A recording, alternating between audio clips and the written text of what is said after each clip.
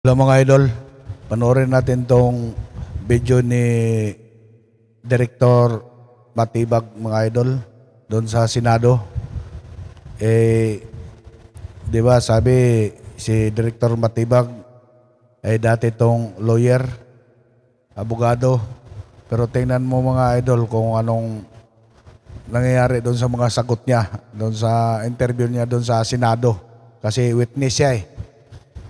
Ngayon mga idol, bago natin ipagpatuloy ang video, pakisupport mo muna sa mga Duterte vloggers mga idol kasi yung supportan nyo sa amin, support nyo na rin yan kay Inday Sara Duterte.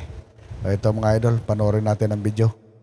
Alright, did you meet with the private prosecutors or the public prosecutors? With the chairman of the committee, with the Congresswoman Jerry Miller. And you are confirming in open court that you discussed or you were briefed in that meeting based in your testimony? What was the, okay, you can explain. Yeah, well, I'm a lawyer and I know where you're going.